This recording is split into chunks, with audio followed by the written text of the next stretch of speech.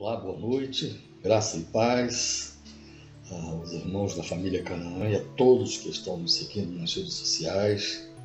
Deixe o seu like, faça o seu comentário. Essas mensagens têm sido abençoadoras na sua vida, têm impactado a sua vida. Faça algum comentário e também repasse esse vídeo para outras pessoas, para abençoar outras pessoas. Nós temos aprendido muito no livro de Daniel. Nós encerramos o capítulo 4, falando sobre a autonomia de Deus. Deus faz o que Ele quiser fazer. Não há limites para Deus fazer. O Deus que nós estamos falando é um Deus que é criador. Ele não foi criado pelas mãos humanas. Então não tem limite para Ele. Ele faz o que Ele quer, o que lhe apraz, o que Ele achar melhor, Ele faz. Ele tem esse poder de fazer. É um Deus que nós somos criatura dele. Então nós nos submetemos à direção desse Deus maravilhoso, nós nos submetemos a obedecer a esse Deus que nos criou e que está pronto a nos abençoar. Por isso nós nos curvamos diante desse Deus, em forma de agradecimento a Ele por tudo que Ele tem nos dado, por tudo que Ele tem feito em nossas vidas. Nós adoramos esse Deus, nós curvamos diante desse Deus, um Deus que nós não vemos com nossos olhos físicos, mas vemos com os olhos da fé, através da fé. Porque a fé é crer em algo invisível. Se eu creio, vejo o que eu vejo, eu creio, não, isso não é fé, não há fé. A fé é quando eu creio em algo que eu não vejo. A fé é dessa forma. Então hoje nós vamos entrar no capítulo 5. Nabucodonosor caiu naquele estado de viver como os animais. Depois Deus levantou ele novamente. E segundo os historiadores, passam 10 anos desde que ele caiu. Houve essa decadência de Nabucodonosor. Foi comer igual aos animais, foi viver como os animais no campo. Se passaram 10 anos. Agora no capítulo 5 nós encontramos já o reinado de Belsazar, seu filho. Encontramos Belsazar reinando agora aqui no capítulo 5. Meus queridos, é impressionante porque nós vamos ver o final de Belsazar também, uma coisa terrível. Uma coisa terrível. É impressionante porque Belsazar, sendo filho de Nabucodonosor, ele não aprendeu. Ele está seguindo o mesmo caminho do pai. Ele não aprendeu a se quebrar, a reconhecer o Deus poderoso, o Yahvé, o Deus criador. Ele não reconhece e ele vai pelo mesmo caminho. E então acontece uma coisa, um desastre, numa festa que Belsazar proclama para fazer no seu reinado. E ele comete um erro muitíssimo sério, que profanou os utensílios do templo do Senhor Deus. E isso ele pagou com a sua própria vida. Vamos ler o texto bíblico. Diz assim o capítulo 5 de Daniel, a partir do verso 1. O rei Belsazar deu um grande banquete a 1000 dos seus grandes e bebeu vinho na presença dos 1000. Havendo Belsazar provado o vinho, mandou trazer os utensílios de ouro e de prata que Nabucodonosor, seu pai, tinha tirado do templo que estava em Jerusalém, para que bebessem neles o rei, os seus grandes e as suas mulheres e concubinas. Então trouxeram os utensílios de ouro que foram tirados do templo da casa de Deus que estava em Jerusalém, e beberam neles o rei, os seus grandes, as suas mulheres e concubinas. Beberam o vinho e deram louvores aos deuses de ouro. Prestem atenção. Deram louvores aos deuses de ouro, de prata, de cobre, de ferro, de madeira e de pedra. Na mesma hora apareceram uns dedos de mão de homem e escreviam defronte do castiçal na estucada parede do palácio real. E o rei via a parte da mão que estava escrevendo. Então se mudou o semblante do rei e os seus pensamentos o turbaram. As juntas dos seus lombos se relaxaram e os seus joelhos bateram um no outro. E ordenou o rei com força que se introduzissem os astrólogos, os caldeus e os adivinhadores E falou o rei e disse aos sábios da Babilônia: qualquer que ler esta escritura e me declarar a sua interpretação, será vestido de púrpura e trará uma cadeia de ouro ao pescoço, e será no reino o terceiro dominador. Então entraram todos os sábios do rei, mas não puderam ler a escritura, nem fazer saber ao rei a sua interpretação. Então o rei Belsazar perturbou-se muito e mudou-se nele o seu semblante, e os seus grandes estavam sobressaltados. Então, meus irmãos, Nabucodonosor invadiu a Babilônia, né? E na última invasão destrói o templo, traz os utensílios, né, que eram usados no templo para os sacrifícios, e ele traz esses utensílios para a Babilônia, e agora Belsazar, ele usa esses utensílios nessa festa profana. Não houve respeito às coisas de Deus, às coisas sagradas de Deus, às coisas consagradas a Deus. Não houve respeito. E ele então, nessa festa que proclama, começa a beber, né, com os seus maiorais, com as suas mulheres, concubinas.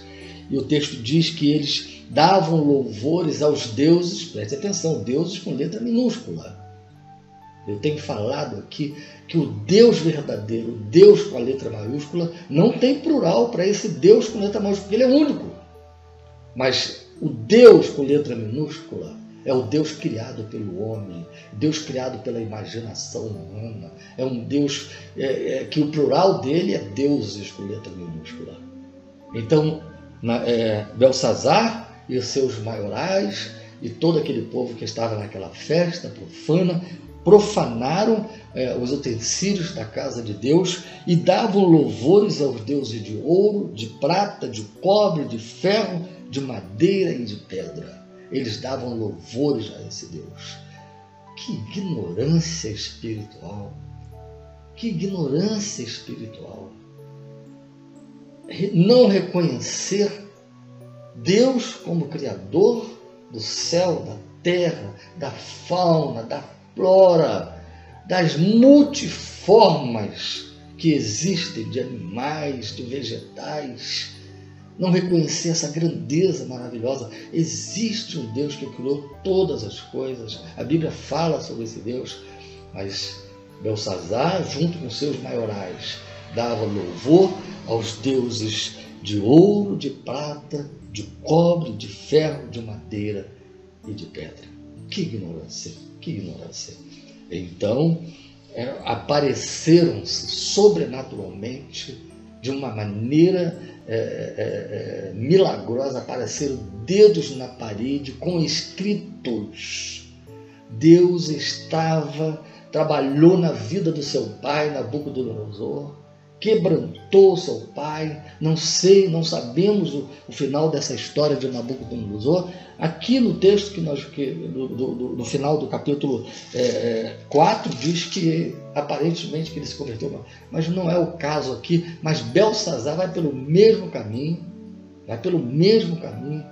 não toma uma posição de se quebrantar diante de Deus.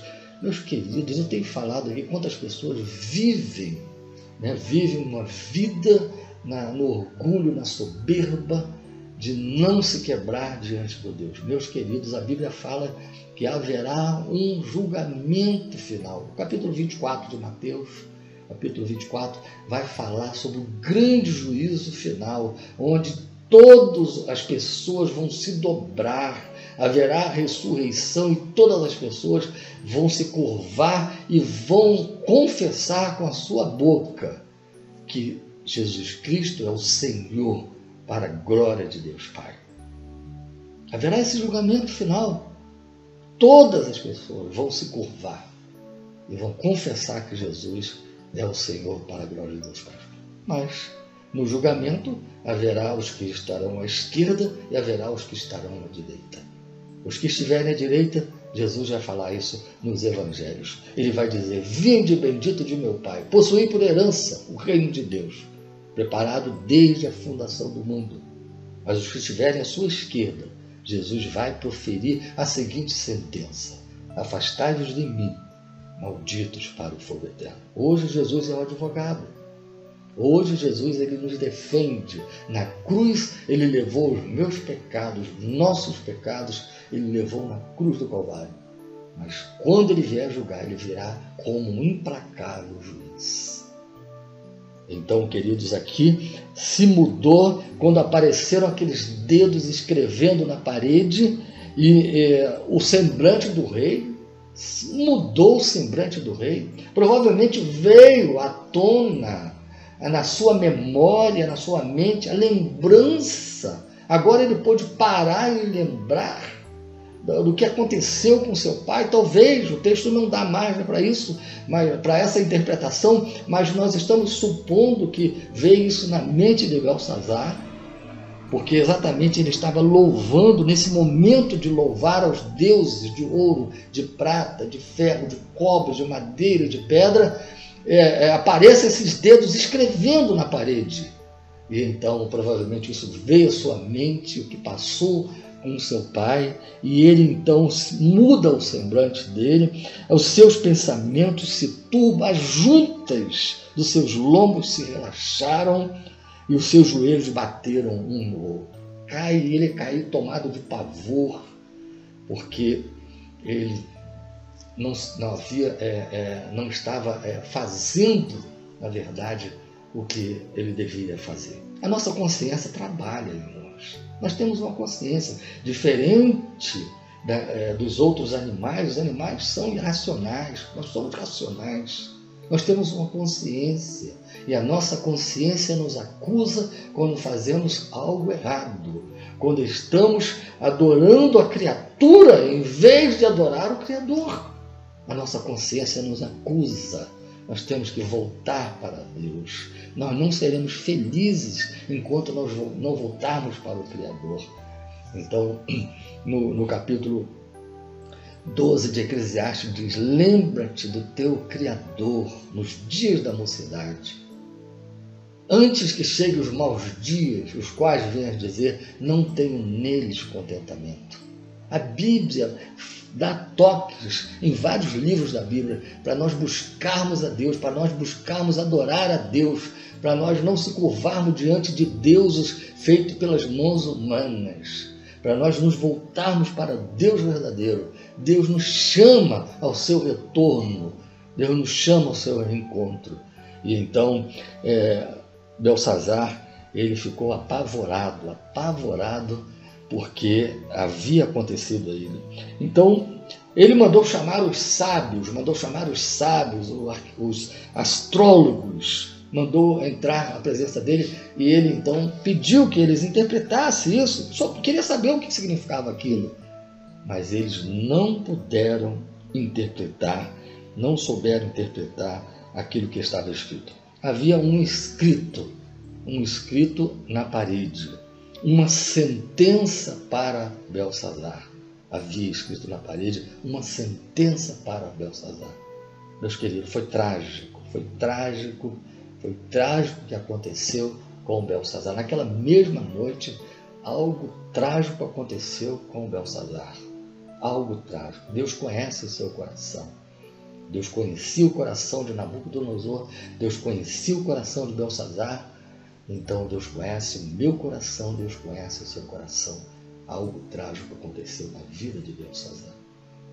Quem somos nós? Nossa vida está por um fio.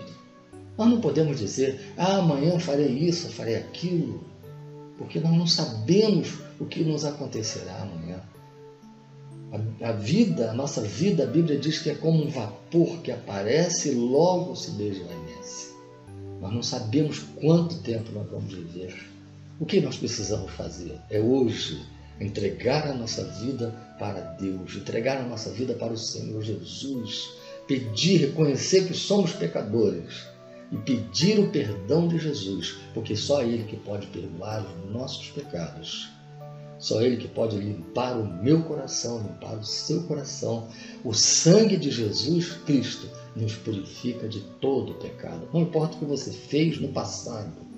Deus não está preocupado com o seu passado. Jesus perdoa o nosso passado. Ele está preocupado com o seu presente. De hoje em diante, o que você vai fazer para Deus. Vai abandonar os seus deuses de prata, de ouro, de cobre, de ferro, de pedra, de madeira, vai abandonar os seus deuses e vir para o Deus verdadeiro. Faça isso, querido. Faça essa escolha. A nossa vida é repleta de escolhas. O ambiente que nós vivemos, ele é oriundo das escolhas que nós fazemos. Deus ama você. Deus mandou Jesus para salvar você. Então, Ele deseja que você volte aos braços dele. Faça essa decisão hoje, nesta noite. Deus abençoe você. Deus abençoe sua família, sua igreja.